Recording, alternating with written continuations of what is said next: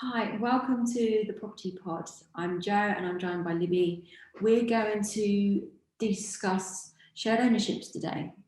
Shared ownership is a way of owning property. Typically, first-time buyers do this to get on the property ladder.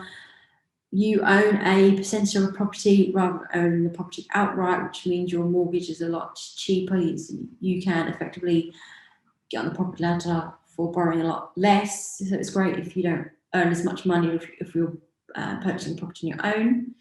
And then the remainder of the property that you haven't purchased, you rent. This is typically off a housing association. So we're going to discuss this option today of buying property and go through some of the advantages and disadvantages. We're recording this Friday afternoon in a busy office, so apologies if you do hear some noise in the background. It's also raining outside and there's a lot of traffic, so again, we're sorry about that. If you can hear that, we're a bit stuck in terms of where to record these things. Also, we need to before we go on, we need to clarify that we're not legally trained. Both mine and Libby's role are within the marketing department. So although we know quite a lot about different subject areas, we're not legally trained, so we just want to add that disclaimer in before we continue our chat. With that being said, Libby's going to fire some questions at me and I'm going to do my best to answer them. Hopefully you'll find this useful and you can have a better understanding of what shared ownership is. Yeah, so how is shared ownership actually different from renting? So unlike renting, you don't rent the whole property. So when you rent a house or a flat, you rent it off a landlord and you're effectively giving him money each month in order to stay living there. Obviously, if you don't pay, he's able to remove you from the property. You don't actually ever own the property. It's never yours. Shared ownership is different. You own a percentage of the property. So, for example, if you own 50% of that property, you would then rent the other 50%, and this is typically again to a housing association. Okay, and what is the difference between leasehold and freehold? So this is something that we get asked quite a lot during conveyancing transactions. A freehold is when you own the land, everything from effectively from the core of the earth right up into the top of the sky as far as you can go effectively. I mean, obviously, there's some limitations to that, but that's effectively you own that part of the land, and you're responsible for what happens on there. You're responsible, for example, if there's a wall outside that's crumbled and gone into your neighbour's garden, you're responsible to fix that. If the tree root has affected someone's land, you're responsible for that, for the roof, for repairing the roof and all those different things. But it also means you can do things like, have an extension built or, I don't know, change the driveway or something like that. So you can make structural changes when you have a freehold, basically. When it's a leasehold, you're effectively buying the space. So that means that you're responsible for the internal walls, the internal space. So your flooring, your internal walls, the way you decorate them, and how you sort of treat them. There's again probably limitations about the work you can do inside. I would strongly advise you speak to the freehold before making structural changes. There are probably stipulations within your leasehold agreement about, again, not knocking walls and stuff down, because effectively you could affect everyone who's above you or below you. So you do have to be careful, and there are limitations like the leasehold. But with a leasehold, you're not responsible for the outside walls, the outside space, the roof, etc. Therefore, you often pay a thing called ground rent, which is a maintenance fee, which helps the freeholder sort of pay someone to do the garden and maintain the driveway or the car parking space and all those type of things you see. It's typically seen within department complexes and such like. Can also be in sort of private areas where there's sort of nice parkland that tends to be maintained. Some new builds, do that because they want the standard of living there to be quite high, and so you'll pay a small fee to ensure that the communal land is maintained. So that's the difference there between a freehold and a leasehold. Leasehold, fixed space; freehold is the land and the whole building. Okay, great. And how do I know if I'm actually eligible for shared ownership? So shared ownership, you have to be a first-time buyer. You have to have limitations on what you can afford. So basic income, again, is a pretty simple mathematical equation that they'll do. They'll see it, it'll be challenging for you to buy a whole property outright with a mortgage. You need to be over the age 18, which is the same with properties, earn less than 80,000. This is slightly higher than London, it's 90 in London.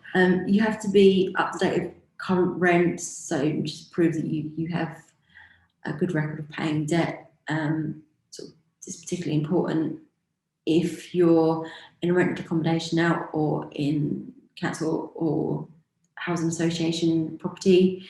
It's a bit less important if you're still living at home with mum and dad, obviously.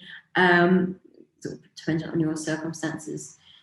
Yeah, again, you have to show that you're responsible financially, good credit score. We touched upon this in our first-time buyer podcast. If you want to learn a bit more about that, it's a great podcast for you to read, just all about first-time buyers and do's and don'ts.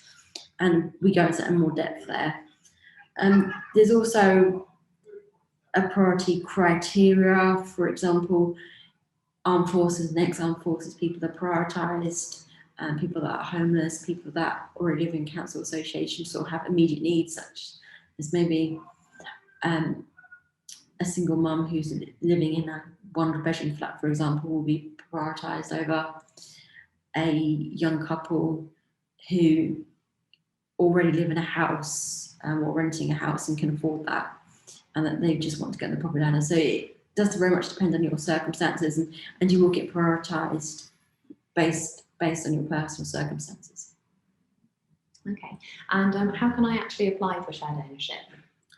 So, as mentioned before, the best way to apply is through helptobuy.org.uk. You'll have to register like you would on any sort of platform, fill in some basic details, last you I think about 20 questions, something like that. Doesn't take too long to work out, although I would have your mobile phone nearby just so you can check your banking and maybe have details about your income and things like that. If you are in receipt of any benefits, such as maybe disability living allowance or working tax credits, anything like that, you need to have a list of those. So again, bank statement, just go through. And do I actually need a deposit for shared ownership? Yes, you will need a deposit. It's not a massive amount. Again, that all depends on the value of the property. It's the same sort of principles as when you're buying a normal house. I believe it's 5 to 10% deposit. Obviously, the more deposit, the better, because you can effectively afford to buy a bigger share. And how much rent will I actually pay within the shared ownership? Yeah, so it's very dependent on the value of the property and the amount that you have purchased for. Mm-hmm. And do I need a mortgage for my shared ownership? Yes, so you will need a mortgage. You can apply for a mortgage the same way you apply for a regular mortgage. Type into Google or whatever search engine, shared ownership mortgages. You'll get loads come up. Halifax do one, Barclays, Lloyds, Santander, I believe. All the major banks will offer shared ownership mortgages. Are there any extra costs involved in shared ownership? There's a slight additional legal cost because it takes a little bit more work to do. Trying to think, I don't think there is. No, I think it's pretty much the same in terms of conveyancing. Again, might be a slight additional fee for legals. Other than that, no. When you staircase, you may have to pay a legal fee in terms of having someone represent you so you can buy an extra share. And when you buy the property outright, you will need legal representation for that as well, because you're effectively going to be buying then the freehold, and you need to make sure that there's no stipulations in there. A conveyancer can help you with that, and they'll just check the stipulations. For example, if you are buying the freehold back, you want to make sure that you can do structural changes to that property effectively. So make sure that your freehold allows you to do that when you do actually buy the whole property. They're the only costs that I can think of that would be different from buying a normal property. Can I decorate my home in shared ownership? Yes, you can decorate your home. And can I make any bigger, more sort of major changes to my home? No, as discussed, you can't do structural changes. Yeah. So effectively, you need to seek permission from the housing association who own the freehold first. Okay. And with shared ownership, can I sell my home in the future? You can sell your home in the future, but you have to sell it as a shared ownership. And how long will it take me to be able to actually pay off 100% of the property value? It's a bit of a broad question. It's very dependent. It depends on how quickly you want to staircase. So it's really hard to say. I guess it's your schedule, whatever you want it to be. Okay. And what are the advantages of shared ownership? So I guess the main advantage is it's easy to purchase because it's a low deposit. You don't have to save as much. It's easy for you to get on. It's easier for people with lower incomes. It's a relatively quick way to get onto the property ladder. You don't have to save as much. The rent tends to be cheaper than when you're privately renting because it's a housing association. They're not doing it to make money. Most shared ownerships tend to be new builds or relatively new, just because this is a relatively new scheme. Therefore, the properties tend to be easier to maintain. Just to check that they're up to a very high building standard already, and will tend to have relatively modern furnishings such as kitchens built in and bathrooms and that kind of thing. It's definitely a better option, personally speaking, than renting, because you have security. They can't just kick you out of shared ownership, for example. I mean, if you're rented, even if you're paying the rent and your landlord decides he wants to sell that home, you don't have the right to stay. That's their property. So for me, I feel more secure buying shared ownership. Also, you can staircase, I keep talking about this word, but you can practically buy more shares in your property over your own time period, so you've actually owned the property. So this means that you can own a property outright, which is so different to buying a normal house. And you can decorate it however you want. And inside, there are no rules to how you decorate it inside. You can have ring walls with yellow, writing over it. Although we're recording this in Ipswich and yellow and green should never be seen. No, it's banned. So maybe there should be stipulations about that. Yeah. And what are the disadvantages of shared ownership? Disadvantages are the rent can be increased. Also, you have to get permission before you make structural changes, as we kind of outlined. So things like an extension or a conservatory, you'd need consent. Shared ownerships tend to be in a block of flats. So you may struggle with people maybe who live there who don't own shared ownership and it's rented, parking situation. You may not be entitled, say the opposite spectrum of that. And there's a recent article about this, about a block of flats with a pool going across the sky. It looks really amazing, although scary. You wouldn't get me up there. Definitely not. But the people that were basically the house association couldn't use it because they hadn't paid the full amount of the property price. so bad from using it. Bit snobbish in my opinion. Don't sue me, just an opinion. So things like that. So for example, if you lived in a complex and there was garages or a gym or something for the residents, you may not be able to use those because you're a shared ownership owner instead of outright owner. Also as well, my son's planning this a bit pragmatic, is the priority list. Depending on your circumstances, you could be quite low down on the priority list. So it could be a bit challenging to actually get on the shared ownership. So that's always worth looking at. And again, I'm going to put some information in the description below about this, so you can find out what your criteria is. But it could be that you're quite low on the list.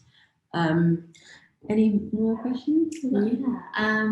Once I'm actually in this shared ownership, like just moved in, can I actually sublet another room in my house or any other rooms in my house? I don't believe you can without prior consent. I believe you'd need prior consent for that. That's a tricky one. That was out of my little remit. It's a bit of a rookie. I don't believe you can. You would need to ask and seek permission. Again, this will be your lease agreement. But I would definitely check. My understanding is that you can't. Okay. And do I need to get searches done as with like a normal freehold? Yes. So it's the same sort of conveyancing process. So search will be exactly the same. Again, more information can be found on that in our earlier podcast for first-time buyers. And who owns the other portion of the house in the shared ownership? Again, typically the housing association. Okay. And are the shared ownerships actually furnished, or do they come unfurnished? Mostly unfurnished. You can get some that have got some bits left in. Typically, they'll have a kitchen, they'll have a bathroom, sort of thing you expect to find in a house. It depends on who the last person was. Some people will leave curtains, may even leave bits of furniture. It depends. Obviously, if you don't want the bits of furniture, then you can make them take them. Effectively, a person is required just to leave the property clean and empty. I remember when I moved into my own home, the chap had even taken the light bulbs. It's a bit stingy, isn't it? Light bulbs, nets, the lot. God, I really hope this isn't this podcast. But other people are really lucky. A lady who works here, people that she bought her property off, left loads of things like a brand new washing machine, all the nets and curtains, bits of furniture, and they weren't sort of rubbish pieces they were trying to get rid of. They actually just didn't fit in their new thing, or didn't fit their new style that were going for in their new house, and they left them with actually really nice pieces of furniture. So yeah, it all depends on the seller, really.